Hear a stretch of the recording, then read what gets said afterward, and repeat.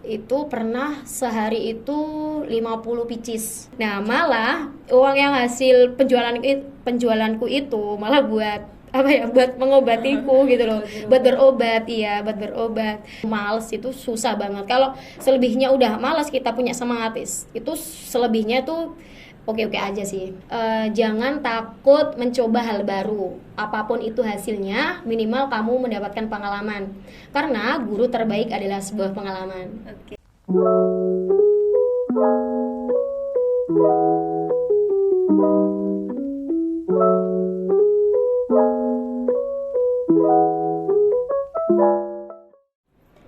Halo mahasiswa agribisnis, selamat pagi, selamat siang, selamat sore, dan selamat malam. Kembali lagi di Himagri Talk. Kali ini bersama saya Melani Putri, mahasiswa agribisnis angkatan 2022. Udah lama nih kita nggak berbincang-bincang. Semisal di episode Himagri Talk kali ini, kita akan membahas tentang entrepreneur muda. Siapa nih dari kalian yang pengen punya bisnis meskipun masih berada di bangku perkuliahan? Pasti pada pengen kan ya? Nah, kali ini kami menghadirkan mahasiswa agribisnis yang mempunyai bisnis. Pasti pada penasaran kan siapa orangnya? Nah, langsung aja kita sapa. Halo Kak Putri. Hai. Mungkin bisa perkenalan dulu nih Kak.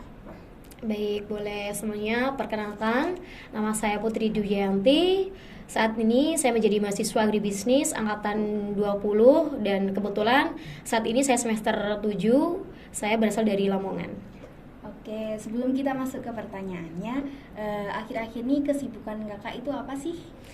Nah, itu tadi kebetulan kan saya semester 7 nih, otomatis kan jadi mahasiswa akhir. Nah, kesibukannya ya revisi, persiapan sidang untuk selanjutnya gitu. Oke, langsung aja kita masuk ke pertanyaan yang pertama ya kak. Boleh, ya? boleh. Nah, untuk awal mula kakak mempunyai jiwa-jiwa pebisnis itu dari mana sih kak? Nah, terus hingga kakak mempunyai usaha sampai saat ini tuh prosesnya bagaimana? Mungkin bisa langsung Oke. Ini berarti sambil cerita nggak apa-apa Iya, ya? nggak apa-apa. Oke. Santai. Jadi awal aku punya ide-ide bisnis itu mulai dari SMP gitu. Nah, kebetulan SMP ku atau MTS ku itu di lingkungan pondok atau yayasan.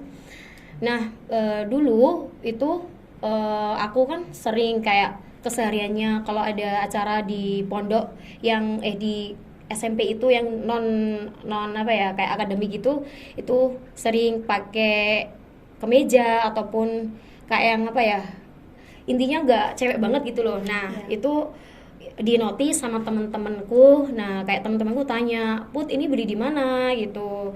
Terus harganya berapa? Nah, di situ aku punya kayak ide gitu. Kalau mereka tuh yang jualin tuh aku aja gitu. Kayak ibaratnya sekarang itu just tip gitulah bahasa kerennya gitu.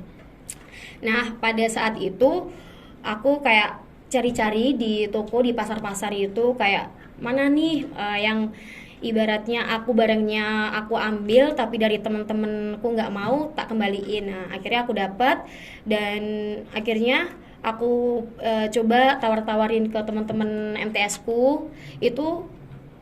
Antusias mereka ternyata luar biasa gitu. Ternyata mereka suka yang aku tawarin ke mereka, ternyata mereka responnya dengan baik gitu. Akhirnya dari situ ya lumayan pendapatanku pas waktu SMP. Tapi ibaratnya gimana ya, kan umur-umur segitu kan masih belum apa ya, masih belum tahu nih cara ngelolanya gimana, terus prospek kedepannya seperti apa kan masih belum tahu. Nah, akhirnya usaha itu cuma berjalan selesai aku pas SMP. Pas selanjutnya udah enggak. Nah, berlanjut nih ke SMA. Nah, untuk SMA ini memang aku nggak apa ya, nggak jualan apa-apa ataupun nggak berbisnis apa-apa gitu. Emang pure sekolah aja. Nah, berlanjut lagi itu pas udah mau detik-detik SMA ke perkuliahan. Nah, di situ kan liburnya panjang banget kan ya. Itu bener-bener nganggur aku. Nah, waktu itu kebetulan itu waktu puasa kayaknya. Nah, waktu puasa itu aku tuh emang setiap sore tuh membantu orang tua aku kayak menyiapkan takjil gitu. Nah, kebetulan waktu itu emang di rumah tuh dari orang rumah tuh suka banget pisang gitu. Akhirnya kayak aku iseng-iseng masak buat takjil pisang itu. Nah, iseng-iseng juga tak jualin nih ke teman-temanku, tak promoin, minta tolong teman-teman yang lain. Nah, itu ternyata juga lumayan banget gitu. Ternyata apalagi pas puasa kan, pasti mereka kayak butuh takjil, butuh cemilan-cemilan yang manis gitu. Nah, dari situ tapi apa ya, kayak masih bodohnya aku juga gitu, kayak kemasannya juga masih pakai Mika, terus promosinya juga masih lewat mulut ke mulut ataupun cuma terbatas dari WhatsApp juga gitu. Jadi kayak target pasarnya tuh masih belum luas gitu. Terus juga kan kalau saat ini kan apa ya, kayak ibaratnya varian rasa tuh kalau di pisang kan di saat ini kan ada tiramisu, matcha gitu. Mungkin dari aku dulu itu masih apa ya, masih belum update banget gitu. Jadi kayak cuma coklat keju gitu. Terus juga kan aku kan apa ya, kalau SMA kan nggak boleh keluar jauh-jauh banget. Jadi kayak beli yang deket-deket gitu kayak coklat keju. Itu pun juga respon dari apa ya, pembeli itu ya luar biasa banget gitu. Terus sampai akhirnya udah itu pun juga gak berjalan dengan lama, cuma waktu itu aja pas mengisi kekosongan waktu mau ke perkuliahan gitu. Nah, pas waktu ke perkuliahan itu kebetulan kan itu juga aku punya usaha gitu. Nah, usaha itu dulu pas awal-awal itu hacknya itu thrift. Mungkin dari teman-teman di luar sana juga banyak yang tahu lah thrift gitu. Nah, kebetulan aku ini juga suka nge-thrift gitu. Biasanya teman-teman itu kalau nge-thriftnya anak-anak UTM ini biasanya ke ini apa?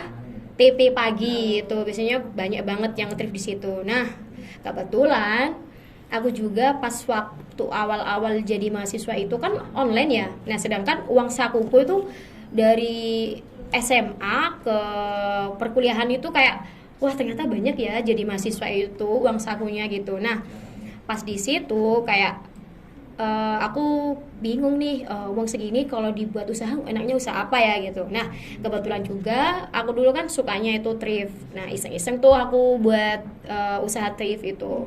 Ada sampai sekarang juga masih ada itu AS Thrift Shop, ada di Instagramnya. Nah, terus kebetulan itu juga lumayan, teman-temanku di rumah, terus teman-temanku di sini juga banyak yang lumayan lah yang pesan gitu. Nah, tapi sampai berjalannya waktu ternyata teman-teman itu udah banyak yang tahu kalau di TP pagi itu mereka tuh lebih milih ke sana gitu daripada harus membeli lewat online ataupun ke saya gitu. Mereka kan ibaratnya harganya juga lebih enak di sana kan, ibarat tawar menawarnya gitu. Nah, kebetulan juga aku bertemu dengan adalah temanku spesial gitu. Nah, ini kebetulan juga suka thrift juga. Akhirnya usaha itu kami jalanin berdua. Tapi untuk saat ini ya apa ya, nggak begitu mengurusin gitu. Tapi masih ada sampai sekarang ini. Terus berlanjut, aku kan suka jajan nih.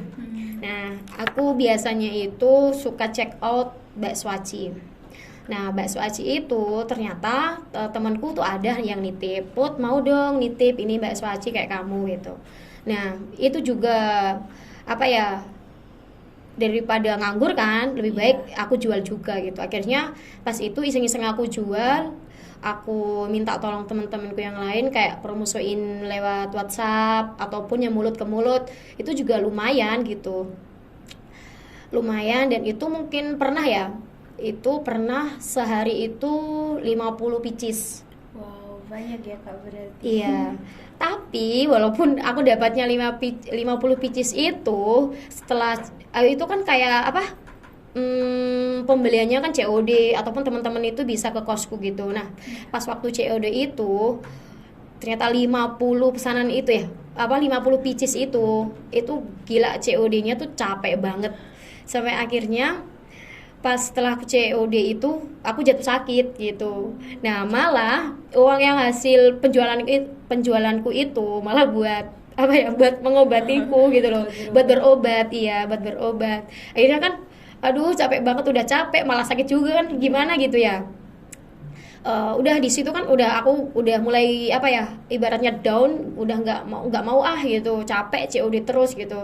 Nah, tapi kan aku kan udah itu ya, ibaratnya pasarku kan udah dikenal sama anak-anak yang lain kan, eman banget kalau nggak diterusin gitu. Nah aku kebetulan terus ya. Boleh, Kak. Nah itu aku punya ide kalau semisal kan kalau semisal aku terus-terusin kayak COD itu kan, sedangkan aku di kos aja nggak punya freezer gitu Iya. loh. Sedangkan kalau semisal penjualan itu berarti kan 1 ataupun 2 hari harus habis gitu. Nah sampai akhirnya aku punya ide kalau semisal penjualanku itu tetap berlanjut dengan catatan kalau semisal aku titipin ke beberapa toko di daerah kampus, di dekat-dekat kampus ya. Alhamdulillahnya di dekat-dekat kampus ini kan ada beberapa toko yang besar ya. Nah itu alhamdulillahnya mau kita bekerja sama gitu, kita bagi hasil gitu untuk penjualan bakso aci. Jadi penjualan bakso aci ya alhamdulillah sampai saat ini ya masih berjalan gitu. Walaupun walaupun enggak aku sendiri banget yang harus terjun, tapi kan seenggaknya masih berjalan gitu. Ya alhamdulillahnya untuk setiap minggunya itu masih habis sekitar 150 sampai 200 pieces lah. Iya, lah itu ya untuk usaha yang aku jalani ya itu saat ini gitu. Tapi pas kemarin juga kapan ya, pas wisuda kemarin itu, Iya. pas tahun ini yang terakhir itu, nah itu aku juga iseng-iseng juga kayak membuka open PO untuk buket segar, bunga segar itu. Nah itu juga lumayan banget sih. Tapi minusnya itu kan bunga segar ya, jadi kan harus setiap hari ke Surabaya gitu. Terus apalagi Surabaya kan macet banget, aduh gila males lah ibaratnya kalau ke Surabaya terus-terusan. Tapi itu kan cuma wisudanya kan cuma berapa, 3 hari ya? Iya, 3 hari. 3 hari lah, itu lumayan sih, lumayan banget sih buat jajan, buat makan berapa minggu tuh cukup sih. Tapi pas kemarin adalah salah satu yang sebelumnya udah pernah beli di aku tuh kayak, Mbak masih jual nggak gitu. Terus teman-temanku yang lain juga, Put ayo dong buka lagi, soalnya kan ini musim-musim sempro nih lumayan gitu. Aduh nggak dulu deh, soalnya kan akhir-akhir ini kan hujan gitu ya. Kalau misalnya ke Surabaya dengan macet hujan, aduh nggak dulu deh, apalagi kan semester akhir nih gitu. Oke. Gitu. Berarti banyak banget ya usaha kakak ini. Terus dalam menjalankan usaha kakak itu ada tantangan atau sebuah hambatan nggak sih kak dalam mengelolanya? Pasti ada dong, di setiap apapun kegiatan ataupun usaha apapun pasti ada hambatannya. Kalau di saya sendiri, hambatan yang paling terbesar itu adalah ngelawan males.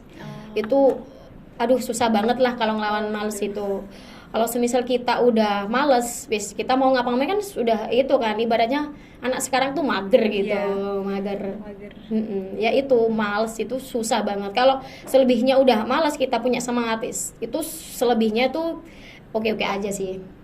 Oke, terus cara kakak membagi waktu antara kuliah dengan menjalankan bisnis kakak itu gimana sih kak?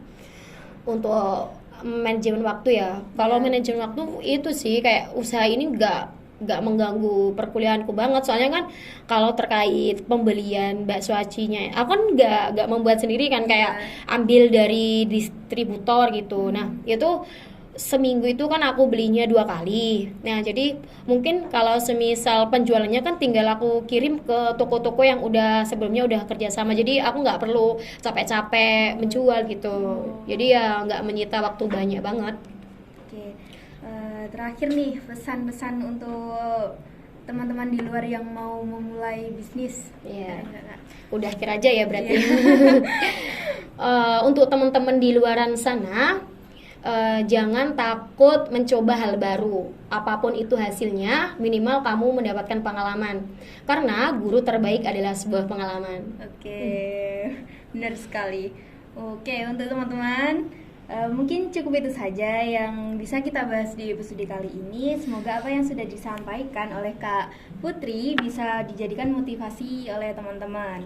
Nah, terima kasih Kak Putri. Sama-sama. Terima kasih juga buat teman-teman yang sudah nonton sampai akhir. Saya Melani Putri dan segenap tim Himagri Talk pamit undur diri. Sampai jumpa di episode selanjutnya.